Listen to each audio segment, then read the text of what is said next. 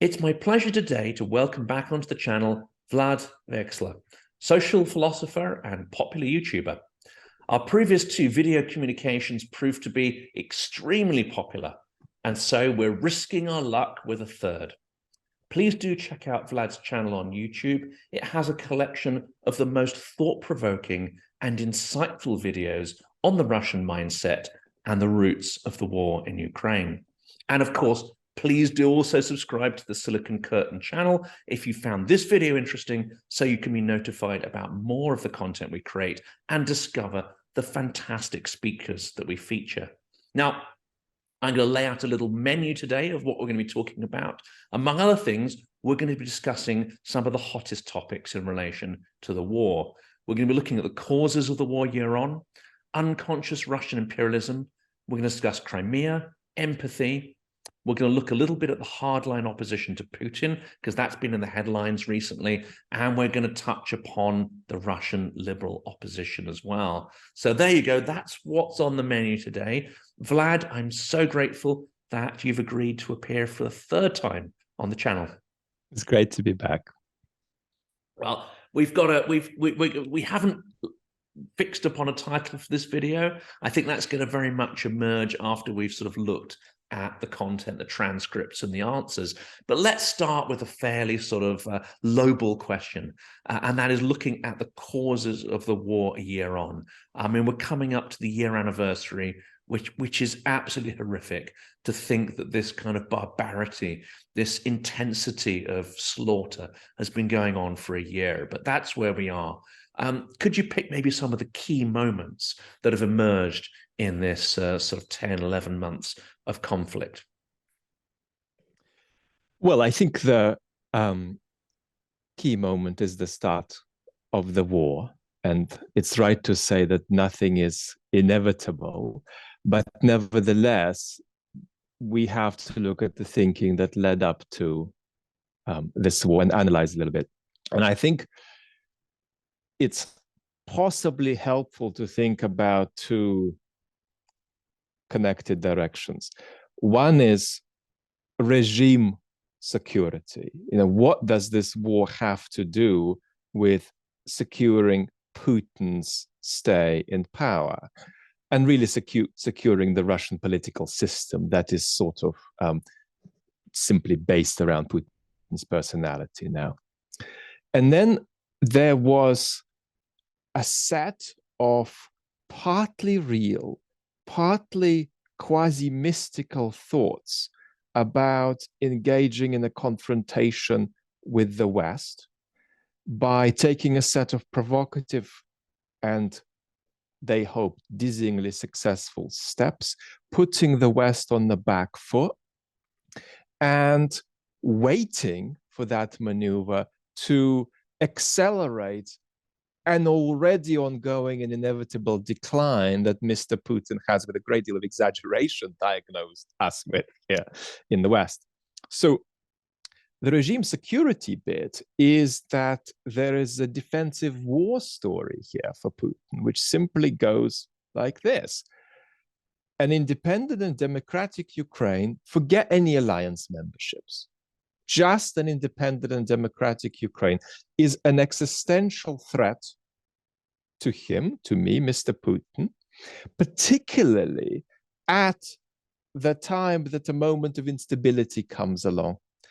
Having a country and a culture relatively close, demonstrating that the modern democratic republic is a viable model in the ex-Soviet space, would be very, very dangerous. And the last thing Putin would want is a kind of platform in the form of Ukraine that would potentially tilt the balance of power at a moment of his regime being in crisis. And the image that he associates with this is probably the death of Gaddafi, to some extent the death of Saddam. So the defensive element, the regime security element here is that in Putin's mind, and I don't think this is a game, he at least half believes this, and probably more than half, independent Ukraine poses a threat to his regime and his stay in power. It poses a threat to life for him, and in some less transparent way poses a threat to Russian civilization that for him sort of incarnates in the will of a single individual, which is him. And then on the external side, this provocation against the West. The aspiration was to quickly overwhelm Ukraine, potentially take Moldova, and then maybe even withhold from invading anywhere else, because a mass mobilization, let's say on the borders of the Baltic states, Putin felt perhaps may have in of itself created enough uncertainty and instability and paralysis. And so this is much more complex than this sort of double-sided provocation against the West, this pattern of escalation of which Ukraine was just one frontier, and this defensive thinking about how to protect oneself from forthcoming instability and revolution. There's so much more to it than this. And there are certainly reasons even that touch upon resources and the climate crisis and Western climate policy, which Russia didn't like. So there's no reason to think that even this frame that I've given, as broad as it is, covers all that we need. But I think that's roughly the start. And that frame collapsed very, very quickly. And that's obviously, I think, the single most important event of the whole period of the war, when it became clear that Ukraine would hold. And there's two things that made that clear. The Ukrainian state was stable and consolidated enough, not just in terms of the military, but just in terms of basic functionality. And anti-colonial sentiment had become sufficiently widespread in Ukraine and sufficiently tied to how many Ukrainians thought of themselves as citizens of a country. So it was a kind of a civic spiritedness that was, a patriotism that had absorbed a clear anti-colonial position. And when you face that, even with military might, eventually you're going to fail. And without military might, without overwhelming military might, you're going to fail spectacularly. And I think once it became clear that Putin was in an inept way pushing against this wall, the West activated. And over time, we've reached a situation where Mr. Putin is isolated himself against an alliance with military resource and financial resource, even if it's being fed in drip form to Ukraine sometimes, that is endlessly more extensive than his own. And therefore, allowing for the stability of Western support for Ukraine, we can now say that some of the worst case scenarios to look forward to in 2023 and 2024 are probably in the realm of a stalemate rather than a defeat for Ukraine. We want more positive news than that, but I think that's what we're at. So that's how I think of the causes of the war.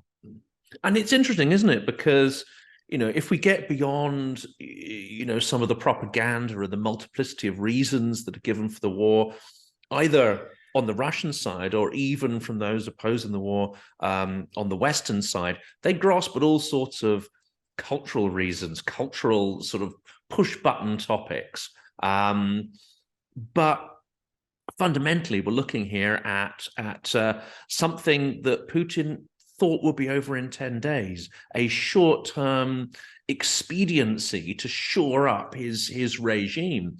It's turned into a brutal, drawn-out struggle. But this week, as you say, we've reached another trigger point. We had Patriot batteries and Bradleys and so on promised last week and this week. Earlier in the week, Marders.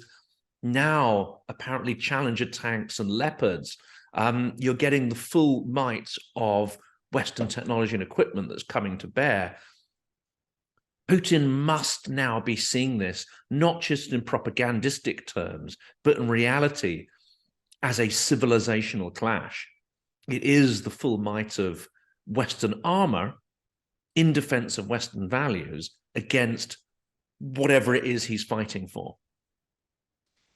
He certainly sees it as a civilizational clash, as well as seeing it in other modes too. But his challenge is now to persuade the Russian population that it's a civilizational clash. And he is fearful of not taking drastic steps in that direction because his population will then fail to mobilize politically. But he's also fearful of taking too many drastic steps in that direction. And that's going to be the interesting dance he is going to produce over the course of this year, which he started with this utterly extraordinary New Year's presentation to the nation that, as you know, because you know Russia so well, is in such contrast to previous New Year's addresses. We're normally looking at a glass of champagne. We're looking at with Yeltsin, we typically had a more domestic situation with Yeltsin sat at the table. Putin preferred to be outside, showing the imperial might of Red Square and so on. But we never had a North Korea style presentation before. And what's so important from the Russian context is just to emphasize how shocking that is to Russians, particularly to urban Russians in big cities who have successfully managed to stay out of this story, to stay out of this war psychologically. I would say that while mobilization toward the end of September was a shock to people, this presentation at the New Year alone was more shocking than any of the casualties we've had so far, any of the Russian casualties they've had so far in the war, because it is such a break in this quasi deal that the Russian people have with their regime, which is that if they stay out of politics, the regime is going to stay away from either coming for them physically or saying that they're now part in a proactive way of some kind of a vast military project. So that was very, very shocking. And it's an indication of how Putin is trying to present the year to the population. He's trying to say, this is going to be a year in which we militarize our society. We're not just going to have a militarized military, we're going to have a militarized society to some extent, and in which we gradually begin to totalize the war. And that means not everyone, but more, and then a few more, and then a few more after that, and then we're going to see. So please get ready for this. But it's a balancing act in which Putin is always trying to take enough steps, but not take too many steps too quickly. I think my take as well on it is that he probably loathes his own people. Despite all of these addresses, he probably doesn't think massively highly of, your average guy on the street, if he thinks about them at all. So he must know that if he pushes it further, if he goes for a conspicuous next round of conscription, there's going to be another flood of people heading for the border. I mean, he doesn't trust his people to support his so-called vision for the country or share his ambitions or their willingness to die for him. So he's going to have to take, I would imagine, coercive measures to stop them fleeing that scenario. My position on this for a few months has been that they're going to try and do everything to not close the borders, but their actions are taking them in a direction where they're moving away from being able to do what they'd prefer to do. So the logic is toward border closure, but that doesn't mean we're going to arrive there. What it means is that as we look upon this, it's not wildly implausible to speculate that we might have partial and informal closures of the border to segments of the population, closures that are sort of either partly denied or fluffed over in government speak. I think that's what I'd expect. And that's going to reflect the fact that they are simply drifting in that direction, but they also want to avoid it.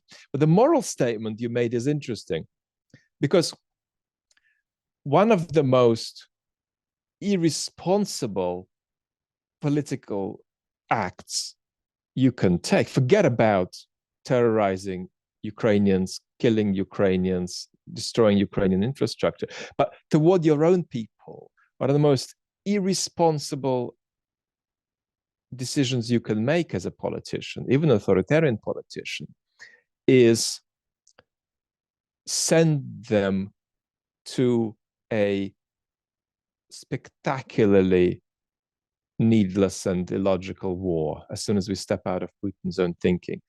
It's an extraordinary kind of ethical crime to do that, that does not compare probably with much else that Putin has done before. It is an extraordinary act of political irresponsibility, even by the standards of a regime that's done ghastly things in Syria, done ghastly things East Ukraine, done ghastly things in Chechnya. So it's an extraordinary act of irresponsibility. But of course, in Putin's mind, he would still be persuaded that he has the interest of the Russian people somewhere at heart, but that their interest isn't the only interest that matters. I mean, Putin undoubtedly still has moments of great sentimentality towards the Russian population, particularly if there are unmet needs, and meeting them doesn't involve somehow revealing the criminality of the regime or anything like that. Putin can still be moved, and indeed even moved to tears, by various problems in the country. But as well as that sort of sentimentality, there is also a kind of almost colonial indifference to the population. And I'm going to quote a man who I don't recommend people to generally trust, Mr. Pugachev, who is a big part of a very, very important and wonderful book on Russia that I think most of our viewers have heard about. But Mr. Pugachev once said in an interview with Dmitry Gordon, the Ukrainian publicist and interviewer and media guy, that he was speaking to Putin after Putin visited some kind of part of the country far away. And Putin was so shocked by how there was a crowd rushing toward him. And it wasn't clear what they wanted. And he discovered they wanted to kiss his hand. And he said, according to Pugachev, so this is not necessarily true at all. You see what they really want, and you talk about democracy. So there is also this kind of element, I think, to the way Putin feels about his own people. And that's not uninteresting to explore, because it's not just him. I think in a sense, that's the flavor of Russia's political system. He may fear his own people. He may even loathe them. But I think he does understand them, doesn't he, to an extent? He understands them on a kind of atavistic, emotional level. And this is something, and I know that's also been bolstered a lot by, endless polls. The Putin regime has been obsessed by running social surveys, polls, to try and gauge where people's sentiment are. They will trial policies and test them out in their propagandistic channels to see whether it's going to fly or not. But this is something that always perplexed me. And this is by no means everybody. This is, I don't want to make a broad generalization, but there were many people when I was living in Russia who would talk about Velika Ruska Dusha, so the great sort of broad and wide and deep Russian soul. and yet people would not move aside when an ambulance needed to get through traffic. And I can say this: my wife was born in Russia, and she said the same thing. You can't square those two things together. You've got this sentimental idea of the great humanity, the emotional, sentimental view of your people, and then you've got the practical behavior of one individual to another.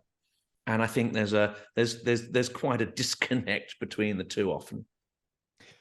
I think this is an expression that has a lot of special features to do with Russian culture and Russian politics, of a global pattern that we're reckoning with. And that is that many people around the world, and indeed in many societies, it seems, that people think of morality as being something that ends when you run out of people who you know in your personal life. And so one of the interesting ways people who do ghastly things justify what they do, I'm not necessarily talking about political leaders, I'm talking about, for example, other kinds of political activities, political violence of a terroristic or indeed of a freedom fighting kind. Very often, somebody will feel that they're indeed a very ethically decent person because they have several cousins. There's so many of them, it's hard to count, but they still really care for them. They still provide for them. They still are concerned that they're making an okay living. But when it comes to simply strangers, or the needs of strangers, or not doing destructive things to strangers, one's ethical response simply runs out of steam. And that's a very, very, very big problem, I think, that I'm afraid is global.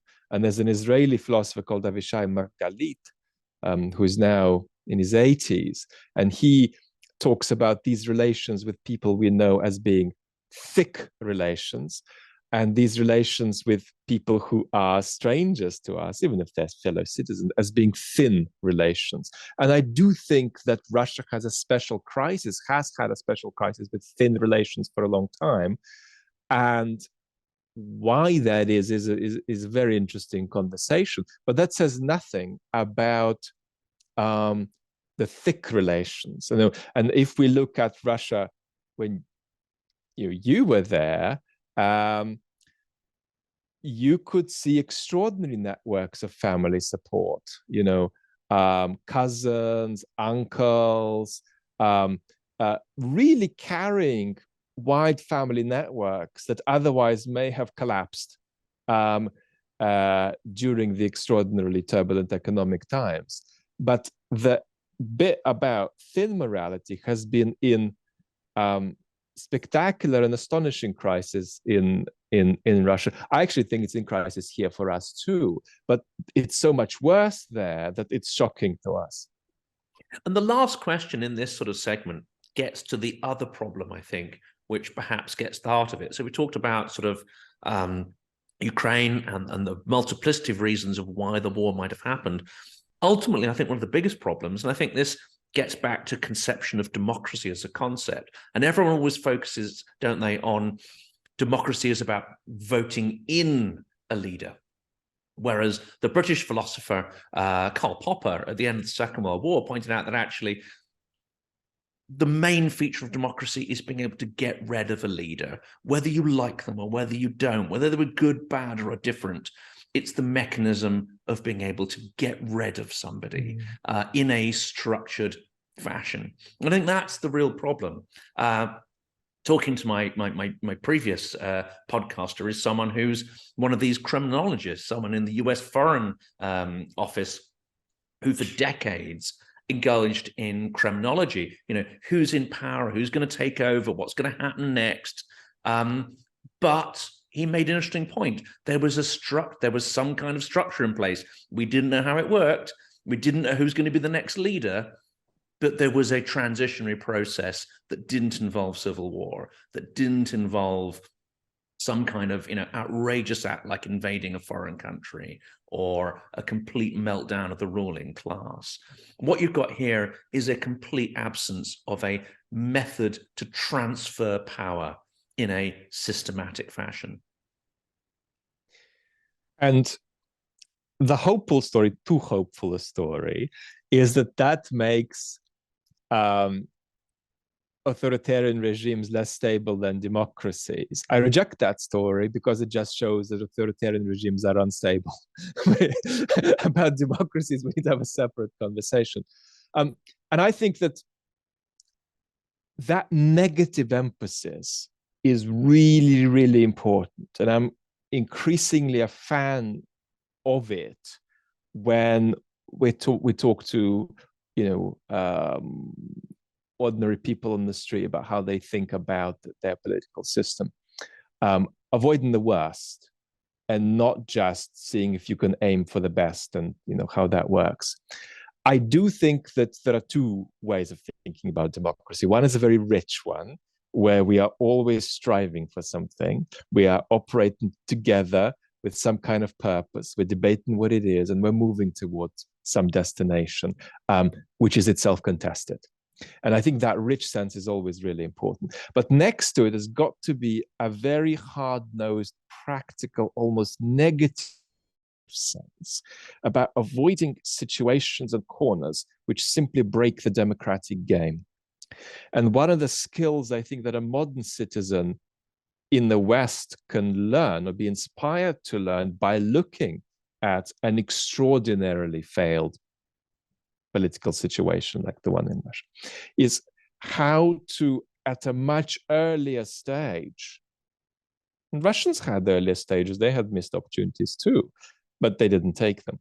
But how for us at an earlier stage here in the West to anticipate and avert scenarios where the game might be broken. And there is a tradition in Western thought, to an extent, Popper was part of it.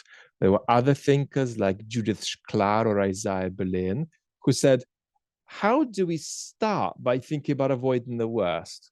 We can aim for the best too, but how do we avoid the worst? And what we want to avoid is a situation where we have a collapse of counter-majoritarian mechanisms and institutions, and where we are so perilously close, like they're in Hungary now, to being stuck, where you wonder, well, courts are not working, the media is sort of muzzled. Can we really vote these people out? Is it possible? Is it not?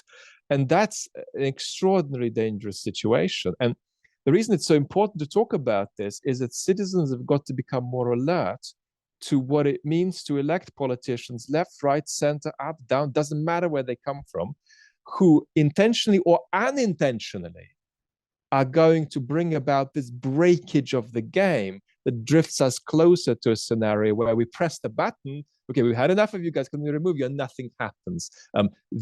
There's enough consolidation that the folks in power have engaged in, such that our levers to remove them are now gone. That's something I think that we need to, in a daily and active way, work on averting. And I think Russia and Belarus are extraordinary models about the costs of not doing that.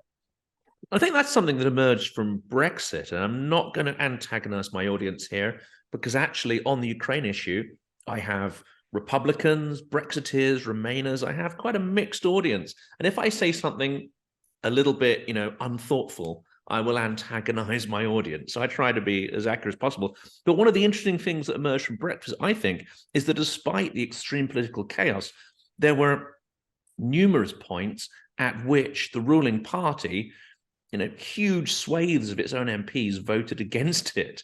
And that, for me, was a positive, that people were prepared to break out of their tribal allegiances and almost bite the hand that feeds them. Okay, it led to some extreme chaos in Parliament prior to the Johnson administration.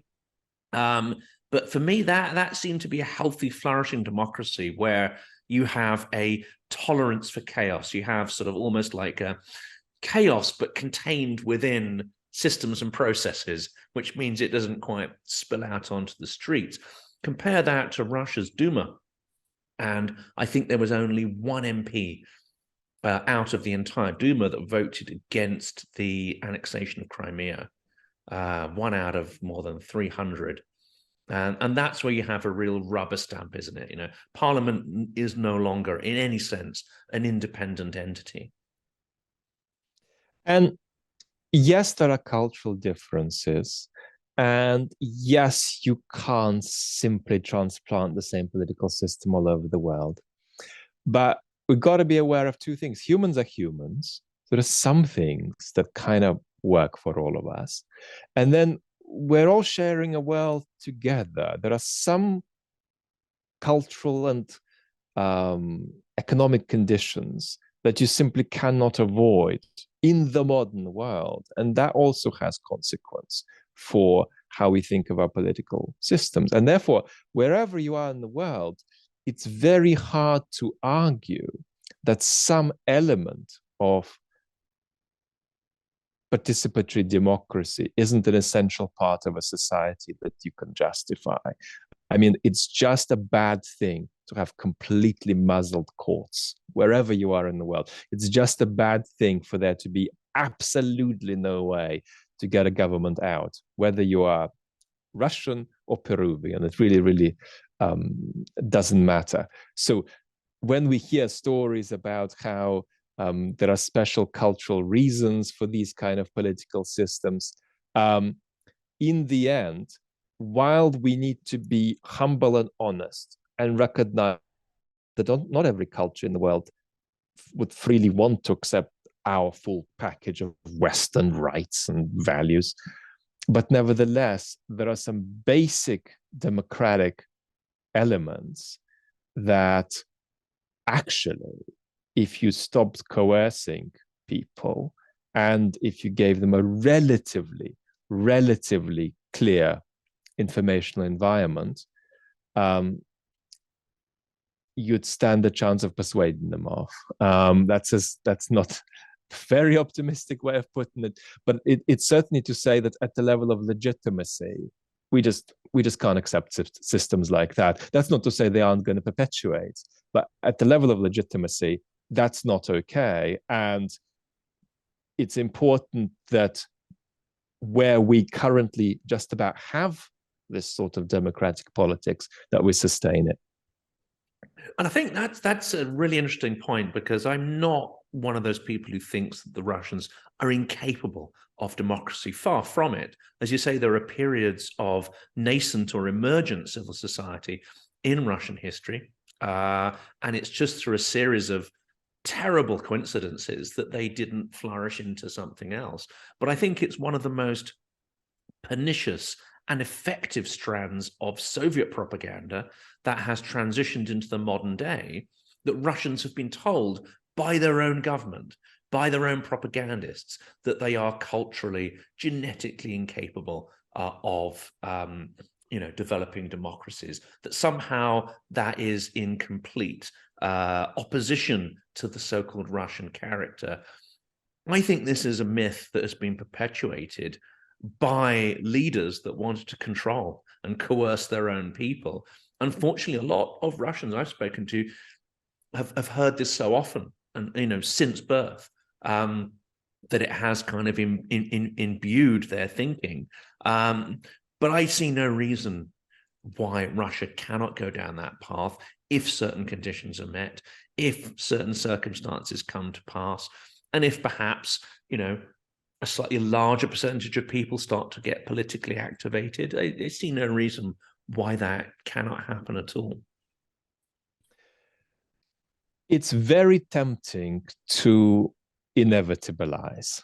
And I think we often mock football pundits for inevitabilizing. There's a 50-50 match that could have gone any one of 7 ways, and it just happened to go one way. And the entire conversation is about the catastrophic failure of the team that marginally lost. And we often borrow that approach to history. And yes, it's clear that Russia's democratic opportunities were difficult to take. In 1991, it was a very difficult democratic opportunity to take. probably a bigger one than in 1999. That was also just about there, but even more challenging. But the democratic opportunity of the 1910s for me feels entirely available, just entirely available.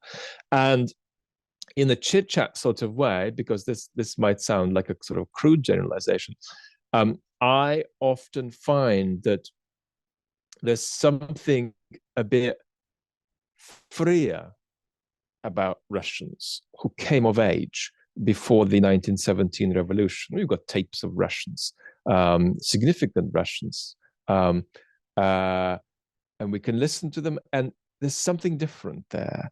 And it's very important, therefore, that even if there's a very strong cultural trend and cultural pattern, and even though it's true that cultural evolution is slower than political or economic evolution, it's possible. And over the course of a century, it's eminently possible. And I think that the best way to deal with this problem is to, first of all, take seriously that there are probably 10, if not 20 million Russians who don't think like that. And that's very important. Now, that's an unfortunately statistically small bit of the Russian population, but that's still a heck of a lot of people. And then if you, to some extent, globalize this conversation to the entire ex-Soviet space, the last thing you'd want to do is connect Russian and Ukrainian cultures, especially at this time. But one thing you can nevertheless say is that there is a lot in common between that 10 million in Russia and the folks protesting in Belarus, and indeed all of Ukraine. So it's possible to chart a kind of a line between those who reject this imperialist authoritarian project and those who are in various ways bought into it. And there's no doubt that this is a conflict that is also happening inside Russia. And the more totalitarian Russia goes, the more it'll be true that that minority of the Russian population will feel that the regime is simply at war with them. Not at war in the way it's with Ukraine, but at war in a different way, but in a frightening way too. And that small minority should give us the understanding that we can't inevitabilize all of this. And I think that's also really helpful for the countries bordering Russia who are fearful for their security. Because there are two ways of thinking about this. Either you want to lock Russia away and say, please make the fence grow really high and then we'll relax. Or you can say, well, look, inevitably we're going to be dependent on what happens inside Russia. And as Russia simply disintegrates. And therefore we have a stake in Russia taking one route rather than another.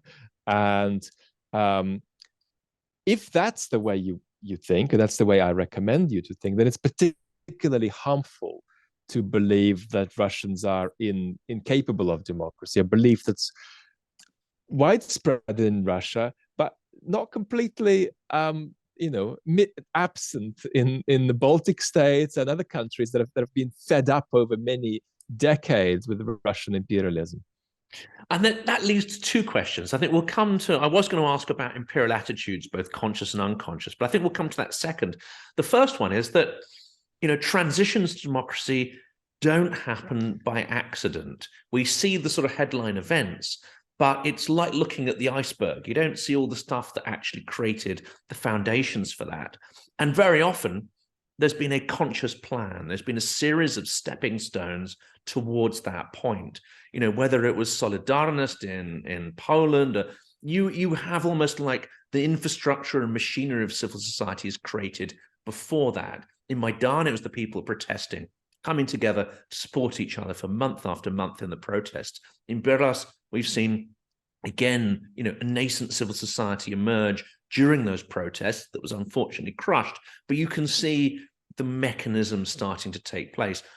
What concerns me is two things. Is one, there's very little thinking in the West about the kind of Russia that should emerge from this. At the moment, it's more like, right, we're going to focus on Ukraine and we can't even think about Russia right now. The second one is I've now watched probably thousands and thousands of hours of media interviews, etc., by Navalny's team, the opposition, Khodorkovsky, and so on. And out of all of that material, much of it is extremely fascinating. It analyzes current events extremely well. Often they're very articulate. But I haven't really heard much, if anything, except perhaps Khodorkovsky, about what do we actually do? What Russia and what kind of institutions do we actually want to see? And what framework do you have to build to get from here to that idealized version? Again, it seems to be quite romanticized in a way. It seems to be quite abstract. I don't get this sense of, the machinery that's going to take the liberals to that new world order, or that new Russian order, rather. Well, let me say a couple of soft things and then maybe slightly more critical things after. How well the Russian opposition in exile do is in part a matter of how much support they get. So my position toward them is always do better rather than you're wrong. And that's really difficult because many of these folks are in countries on Russia's border where there is not just a strong consciousness of the war, but certainly in the Baltics, for instance, there's a consciousness that one is at war. And it's very difficult to understand how to relate to these Russians when they are critical of their regime, but they've come out of a country that we're at war with at wartime. And so this also makes it difficult because it's understandable why the Russian opposition aren't going to get much love at the moment in many of these places. And so that's a challenge too. The second soft thing to say is that very often a crisis happens, a regime begins to collapse, and then leaders emerge. So we can't forget about that historical pattern. Having said this, even in a situation like the 1917 revolution in Russia, where in the end what comes out on top is just a tiny dot that travels across this vast space of various kinds of entities for decades, and that tiny dot comes out on top right at the end. But nevertheless, that dot had folks with a program, and that program was to a good extent being developed over time. And so to put this in a really sort of facetious way, and I've heard others say this too, that Russia is missing a kind of Lenin at the moment, if you abstract Lenin away from his ideas. What Russia is not missing is a beacon of moral clarity in Navalny, in prison, and in the other political prisoners. And even though he's often criticized for supposedly making imperialistic statements, that's a discussion for another time. Khodorkovsky is a kind of a beacon of ownership of what's happening as a Russian for Russians, because I think that that's also rather absent at the moment in the Russian opposition. Because what you need really, if you're a political agent and you're working toward Russia's future, you don't want to become an honorary Ukrainian and just sort of fit in with the Ukrainian media space. You want to be a Russian who takes responsibility in a constructively Russian way for this war with a view to Russia's future. So I think that while it's unfair to say that there aren't ideas, there are ideas. Navalny had an economic program. he had a small manifesto that had policies in it. More recently, he'd become more explicit about wanting something more like a parliamentary system in Russia, allaying some but not all of the fears that he's a kind of a monopolizer of the opposition who wants everybody to line up behind him.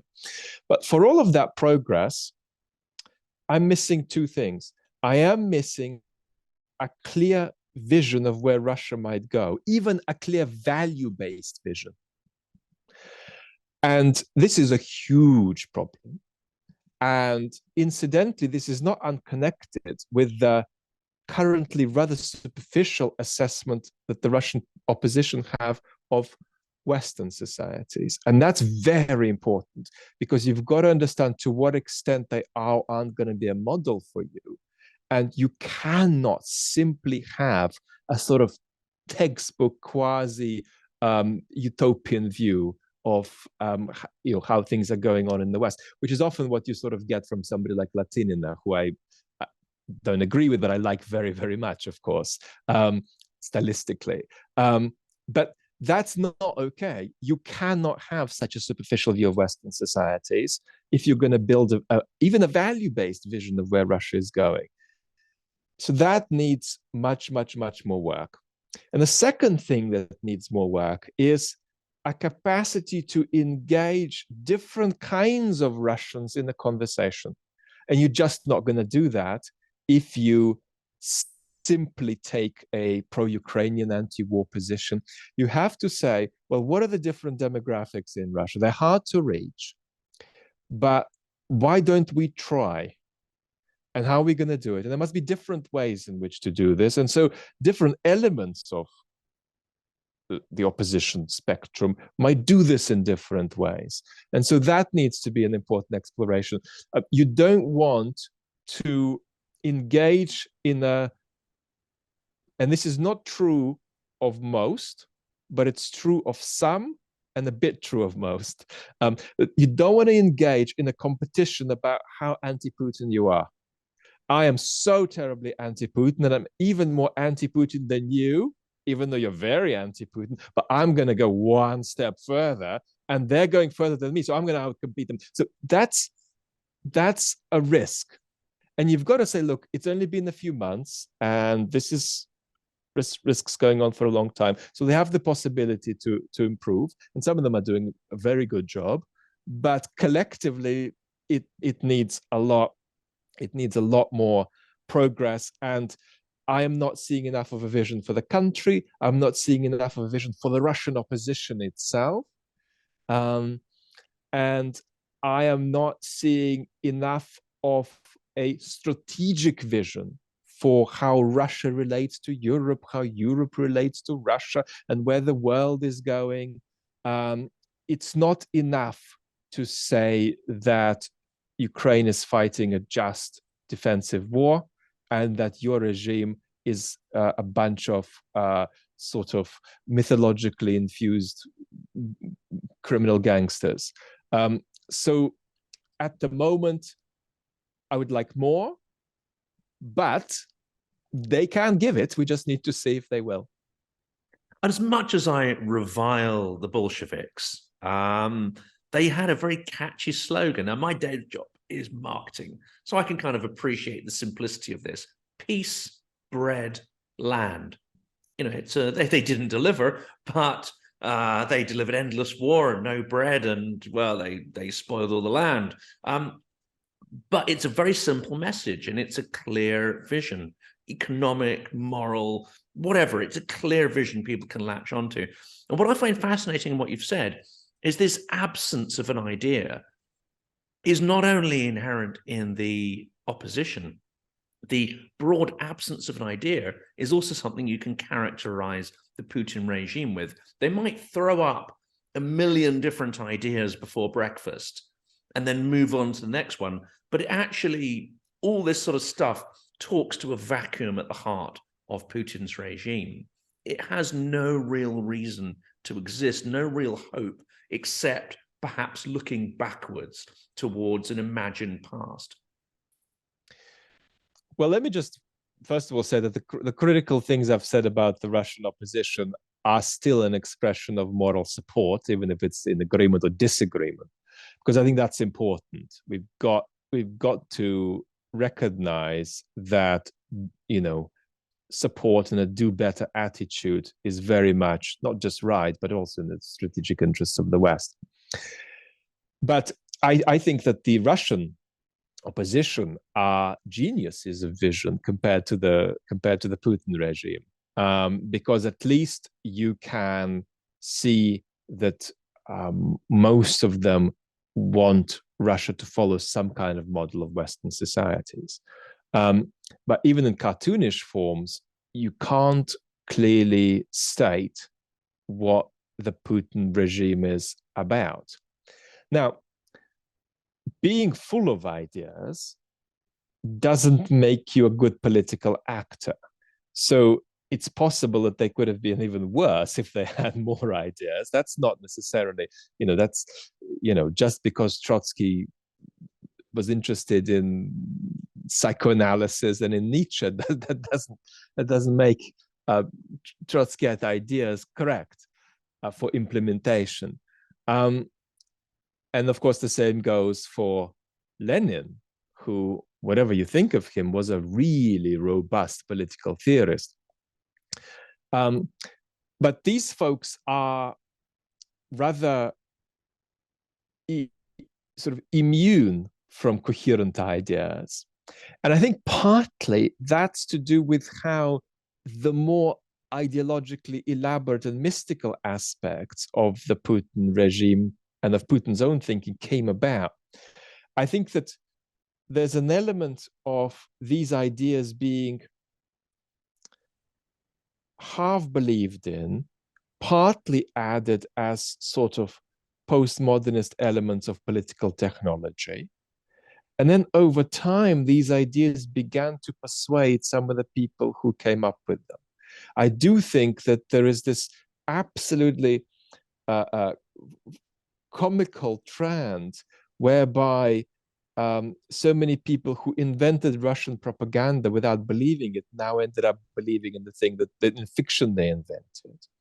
I think some of that is also true about Putin's myths, that Putin increasingly takes seriously a salad of different kinds of thoughts about which he would have been much more ironic. And that's what in the past, that's what I call this kind of civilizational turn that Putin took, that was absolutely part of his return to power after Medvedev, and was part of this evolution in him of a certain kind of a sense of mission, of a certain kind of civilizational restoration. And restoration is very much the point here. It's not that he wanted to simply make great civilizational accomplishment. He wanted to restore something that was very unjustly lost or very unjustly taken away.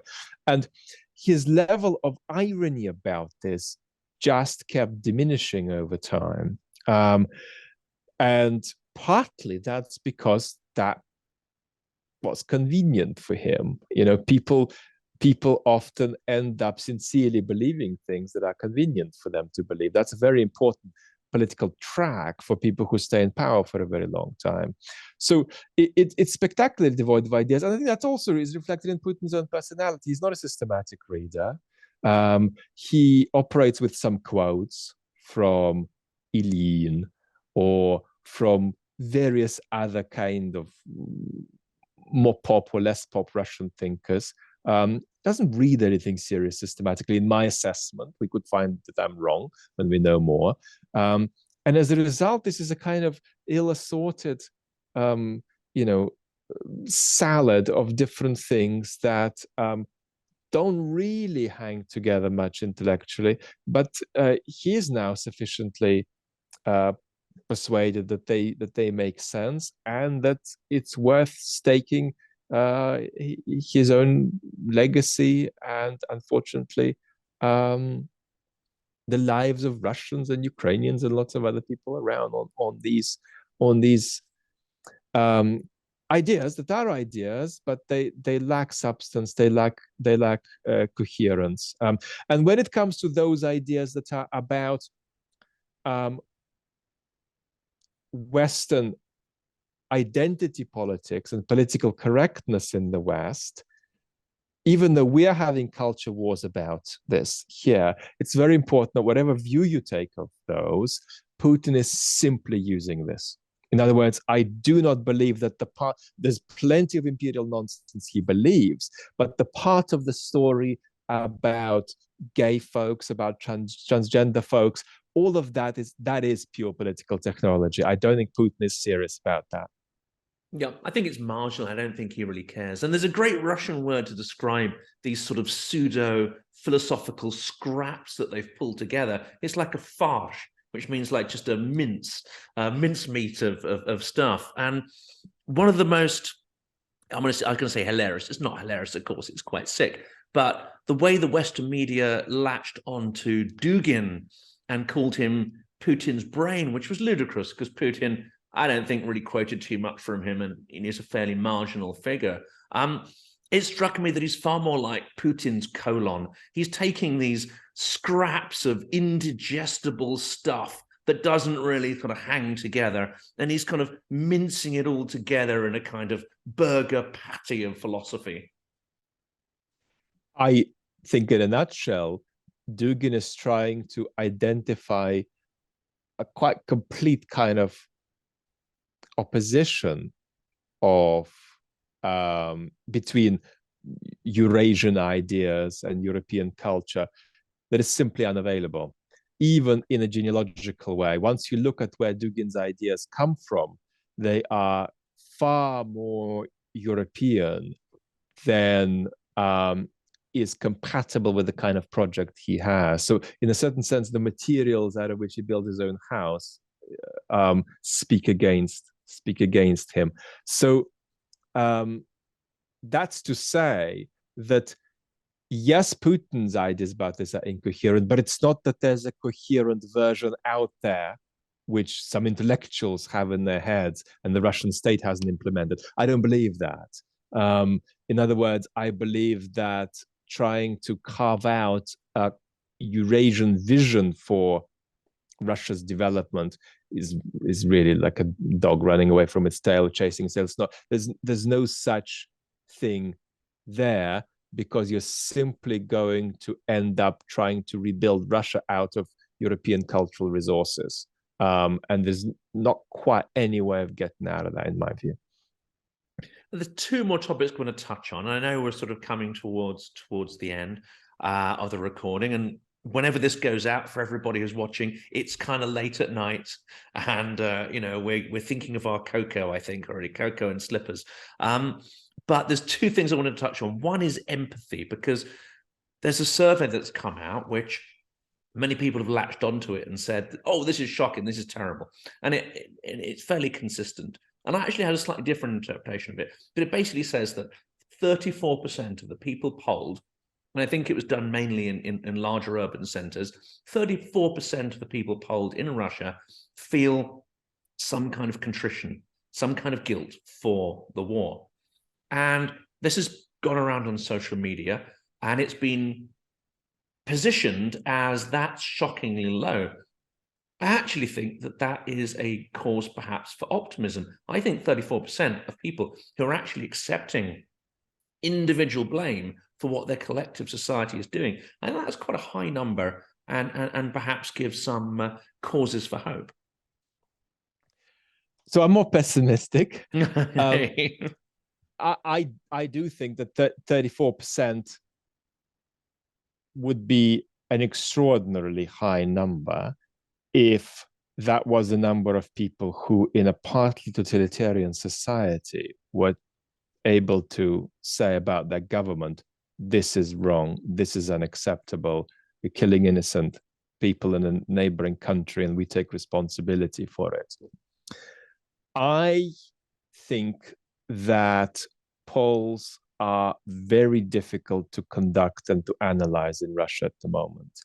And the tendency for us here is to think that because we're in a democracy, that polls elsewhere are going to work in a similar way. And that doesn't mean that polls are completely useless, but it means that you've got to think of them in a way that is so delicate that it might require almost a kind of a professionalized understanding of them before you can read them. And even with my academic experience in politics and even in political science, I can't interpret Russian polls at the moment. I just can't. What we know is that response rates are regularly low. What we know is that polls are often a feedback mechanism for people to say critical things about the government that can't be said by other means. But what we also know, and this pulls in the very opposite direction of this last point, is that when people answer polls, they try to comply with what the majority thinks the majority thinks, which is often not what the majority thinks. And that's how support for Putin often gets exaggerated, this perception that your neighbor definitely 100% supports Putin when they might not. And there's a sociological fact, I think, that most people observe, and that's that there's a tendency to simply associate pollsters with the state in Russia. And that creates another distortion in the answers, because you think the state, that is now partly a terror state, is asking you whether you like it. And that means that polls are something that has an ethical question mark over it, because it can be a sort of mild form of terror in the experience of people being asked. And so once we've listed these factors and all the other factors, it becomes such, and then the actual production of the poll and some of the constructions and assumptions that went into, by the time we've analyzed all of that, and I'm not making a claim about this particular poll, but by the time we've analyzed that, I would not be surprised if that idea that 34% of Russians feel really bad about what's happening in Ukraine dissolves. My own guess is that that number would be closer to 10%. But that's just a guess, because I ran out of steam, ran out of capacity to assess polls. So I invite a general skepticism about overreacting to either promising or disappointing polls coming out of Russia today. And unfortunately, it's probably likely that around 10% feel that Putin's war is not going far enough.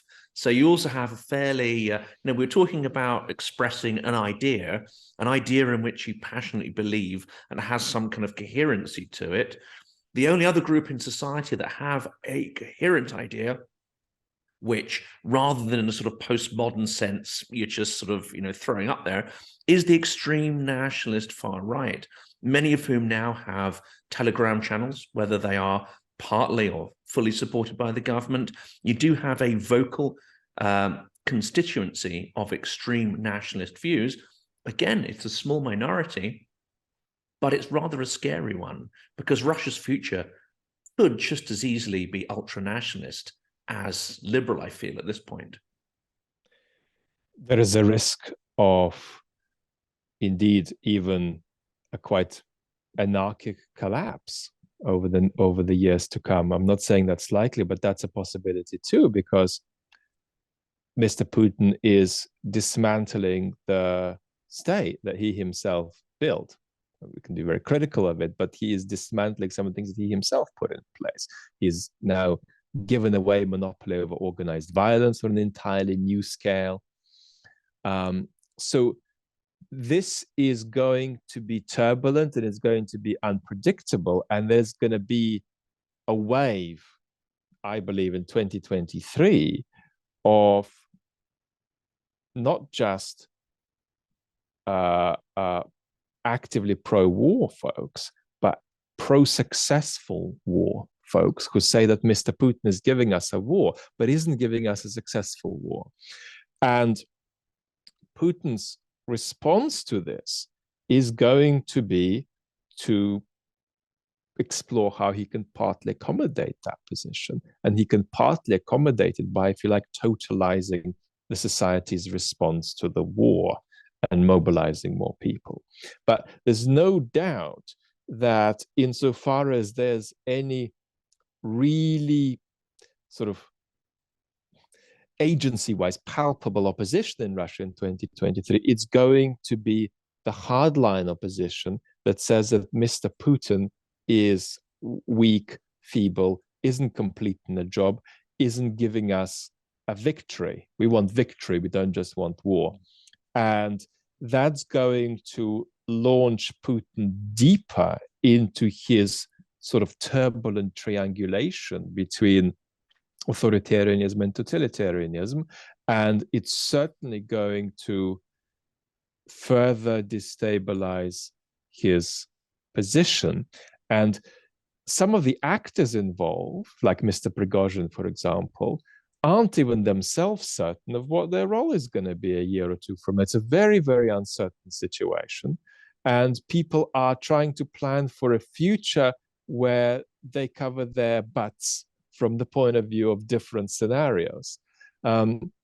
So this is going to be something that we see. And one of the question marks is going to be, what will Putin try to do in terms of activating the Russian population in response, politically mobilizing them more, and how well will they respond? We're going to have to see this. And unfortunately, I think 2014 shows that a leader that can deliver military victories, especially one like Crimea, which came at almost bloodless, but a leader that can deliver victory is not going to have too many people lining up to criticize them. And I think that is one of the problems here of the sort of incipient desire for greatness, for status, for becoming what many in Russia feel is this sort of lost period of others from the outside would see it as the Soviet Empire. Many would see it differently, but there is this certainly this incipient desire to be a large power that is feared.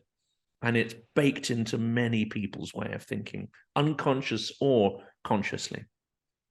You know, over the years, historically, the passive majority of the Russian population has been an obstacle to the liberal opposition making progress.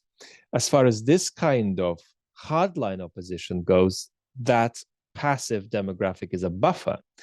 And it's an interesting sociological question, it's a historical question too, how that conversion works. Can you take that depoliticized blob of the population that probably amounts to 50-60% of Russian citizens and begin to activate them into this sort of militarized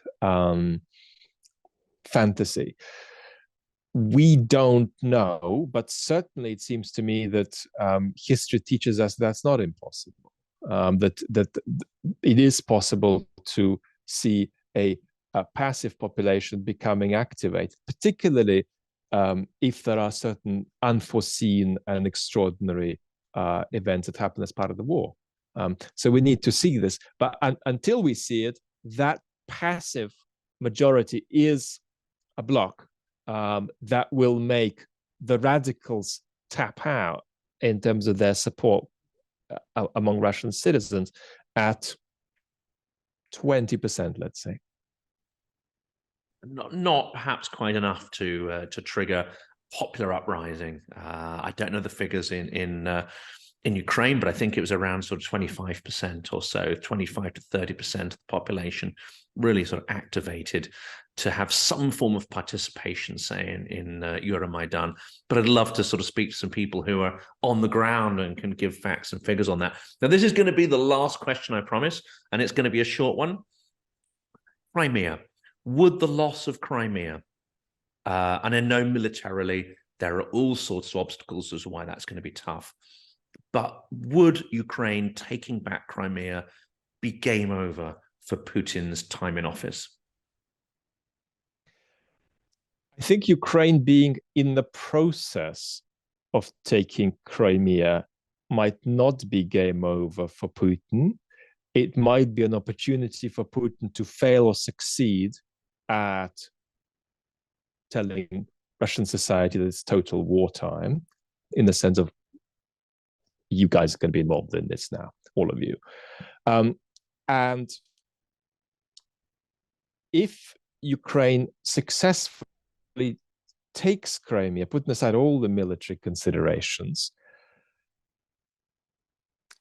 it's nearly impossible to imagine Putin's position as being anything other than extravagantly precarious. If I were Putin and you told me that I'm going to lose Crimea, my expectation would be that I would lose power with that. Yeah, if that was the process, then I imagine you'd have the plane on the runway ready to go to Argentina or North Korea or wherever, wouldn't you? That sort of escape plan, I think, is far-fetched.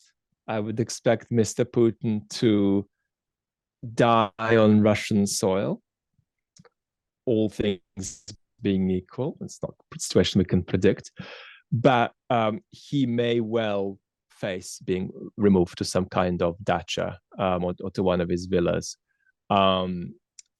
unless, of course, there's some kind of a democratic revolution in Russia, in which case he'll be held legally responsible. But losing Crimea is not incompatible with Putin staying in power, because history is extraordinary. But my expectation would be that we shouldn't see the two together. Mm-hmm. No Crimea, no Putin is a fair default expectation. Well, Vlad, I know this has been a long and absolutely thrilling conversation, and I know it's already sort of late at night. And I want to give you a huge thank you, and I know the audience will do as well, for sharing your sort of thoughts of insight. And anyone who hasn't checked out your channel, I absolutely recommend them to go straight over and watch your incredible materials.